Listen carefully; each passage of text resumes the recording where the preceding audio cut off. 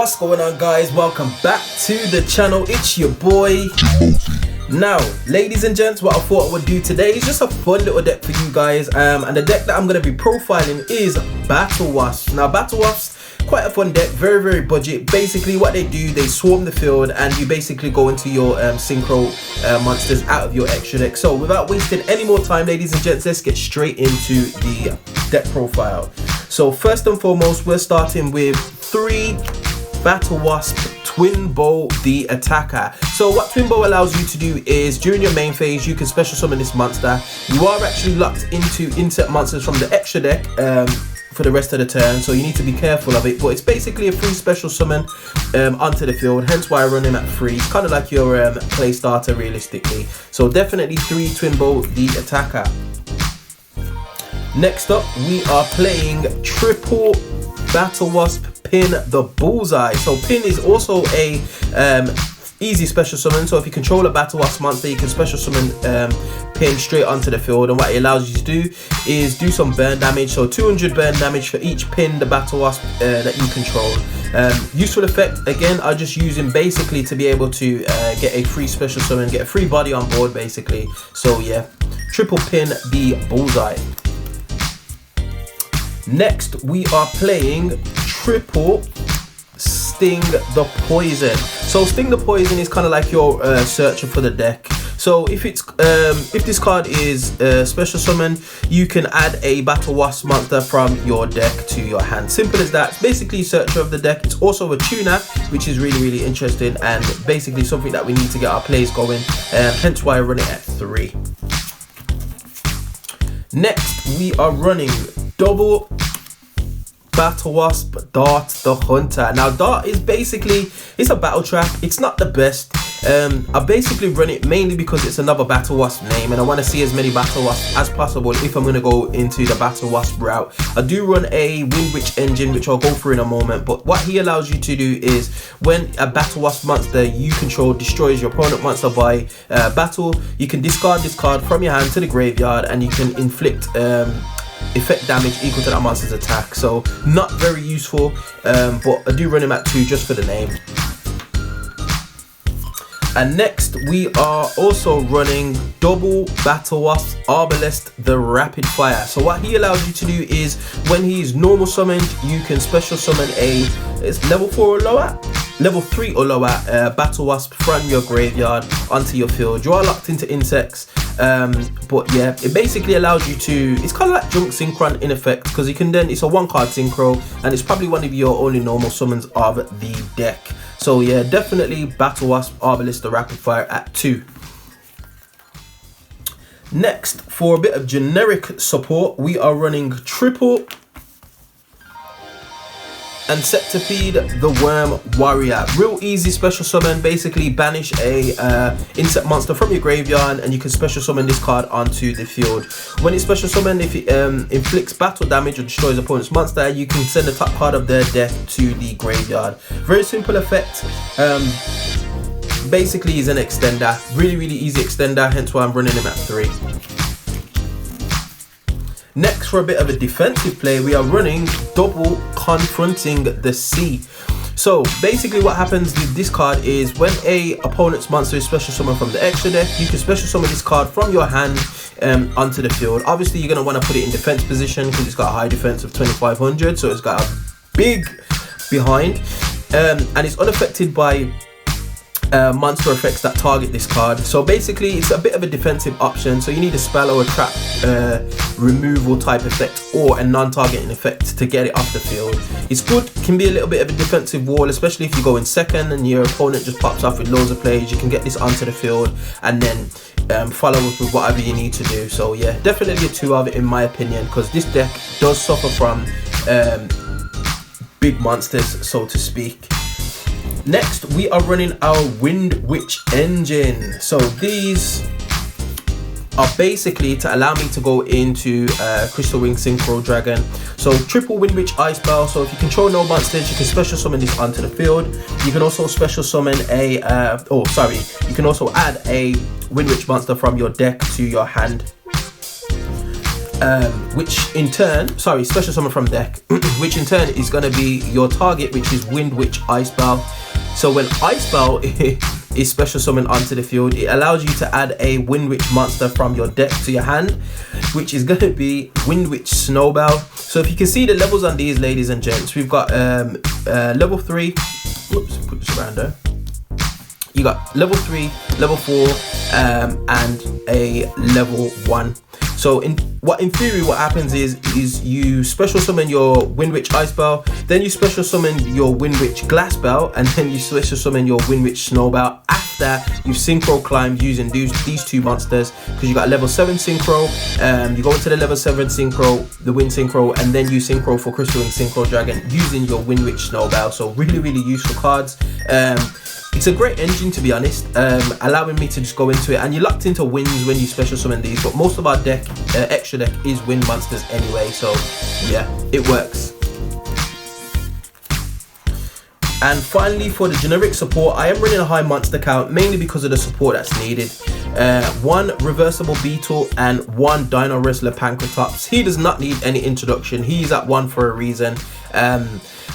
Yeah, and 1 reversible beetle, basically just to kind of like a bit of disruption. So when this is normal summoned, it's flipped face down, and when it's flipped face up, any cards that are in its column get shuffled back into the deck, including itself. So a little bit of utility there, really useful. So yeah. Next, on to the spells. We have triple revival swarm. Now this is one of the better spells in this deck. So basically it's a monster reborn for the archetype, but it also allows you to banish this card from the graveyard and target an insect monster on the field, and it can't be destroyed by battle or card effects until the end of that turn. So very useful card. Allows you to revive some of your extra deck monsters, some of your synchro monsters, as well as giving some protection to some of your insect monsters on the field. And as you can see, some of the insect monsters in this deck do not have the greatest attack, so they can get beat over pretty easily. So having a revival swarm is really useful. So triple revival swarm.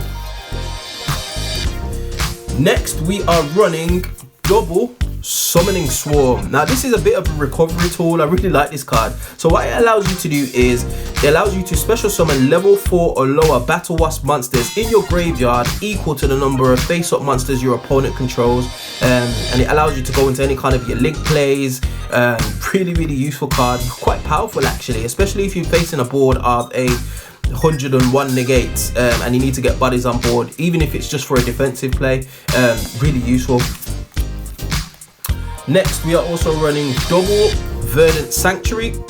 So what this allows you to do is when a insect monster is destroyed by battle or by card effect, it allows you to add a insect monster at the same level from your deck to your hand. So it just kind of cycles through your deck, keeping your hand topped up basically with insect monsters to allow you to pop off with your play. So I'll run that at 2. Next, for a bit of removal and a bit of utility, we are running 1 Mystical Space Typhoon, 1 Twin Twisters, nothing needs to be said about those. We're also running 1 Cauldron of the Old Man, a bit of a spicy tech, ladies and gents. I do actually like this card. Yeah, it burns for 800 as a cumulative effect. It can also provide you with life points. I just threw it in there. I was a bit short on cards actually. I'm actually at 39 because I took one of the Confronting Seas out because I was messing about with another card, but it's actually a 40 card deck with triple Confronting the Scene, but I took it out. I added this in just to make it to the 40 mark. It's proved to be quite useful, to be honest. Next, onto the traps. So we are running double Battlewasp Nest. So what Battlewasp Nest allows you to do is when one of your Battlewasps are targeted for an attack, you can special summon a Battlewasp from your hand or deck onto the field and then place 1 counter on this card. When the card's got 2 counters on it, basically this card goes to the graveyard. So you can effectively use this effect twice. Quite useful, to be honest. Can force your opponent to kind of do some things, and especially if you're going for time, you can summon out Pin the Bullseye and just burn them for 200. So it's quite good in that sense. So yeah, definitely a 2-up. And then next, for a bit of utility, we are running 1 Lost Wind, 1 Heavy Storm Duster, and 1 Jar of Avarice. Now we could put Pot of Avarice in here, but Jar of Avarice allows you to target cards rather than specifically monsters. Mainly because I put my Pot of Avarice in another deck, the ones that I had anyway, but you could put Pot of Avarice here instead of Jar of Avarice quite easily. Effectively does the same thing, and I've got a couple of extra deck monsters that do the same thing as this effectively as well. So yeah, 1 Jar of Avarice, Heavy Storm Duster, Lost Wind, nothing really needs to be said about those, just a bit of disruption on your opponent's turn. Next we are on to the extra deck. We are running double Battlewasp Azusa the Ghost Bow. So what Azusa allows you to do is, if another Battlewasp inflicts effect damage, you can target one of your opponent's monsters and inflict effect damage equal to that opponent's monster's attack, which is really useful. It's also a tuner, and it's also got a bit of recursion. So if your Battlewasp monster destroys an opponent's monster by battle, and this card is in your graveyard, you can special summon this card back to your field in defense position, which is really useful because you can obviously pop off with your synchro plays. And now we're in Master Rule 5, we don't need to worry about link summoning and having this special summon to a zone that a link monster points to. Can just go anywhere basically, so really good utility. Next we are running double Battlewasp the Halberd Charge.